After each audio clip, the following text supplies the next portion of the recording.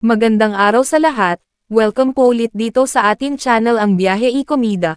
Maraming salamat sa lahat ng nag-subscribe indeed. Punta tayo sa atin topic, July 21, 2025.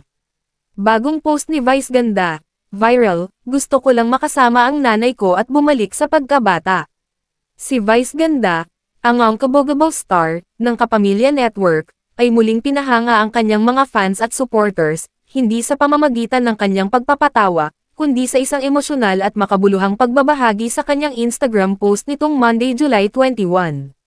Sa kanyang post, ibinahagi ni Vice ang larawan niya habang nakaupo sa daan, kasama ang kanyang ina at iba pa nilang pamilya, habang sila'y nagkakasiyahan sa ilalim ng malakas na ulan. Kasama ng larawan ang isang caption na puno ng damdamin at mga napagtanto sa buhay. Gumising ng maaga para magtrabaho. Malakas ang ulan. Naisip ko yung mga araw na naglalaro ako sa ulan. Ang saya nung mga araw na yon.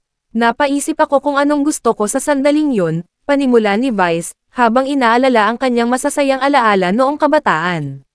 Bumangon ako, pero di ako dumiretso sa trabaho. Pumunta ako sa bahay ng nanay ko at inaya ko siyang maligo sa ulan. Napakasaya, di matatawaran. Sa oras na to, gusto ko lang makasama ang nanay ko at bumalik sa pagkabata, pag-amin ni Vice sa kanyang ngayoy viral post sa Instagram. Sa dulo ng kanyang mensahe, nag-iwan si Vice ng isang paalala na tumimo sa puso ng netizens. Ang sarap, bukas may trabaho pa ko. Pero di ko alam kung bukas uulan pa.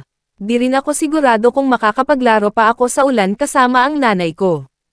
Kaya ngayon na. Umani ng papuri ang post ni Vice mula sa mga taga-suporta at kapwa celebrities niya, na naantig sa kanyang pagbabahagi ng kahalagahan ng being present, at ng simpleng kaligayahan sa piling ng mga mahal sa buhay, lalo na ang pamilya, na talaga namang nagpaantig sa maraming fans.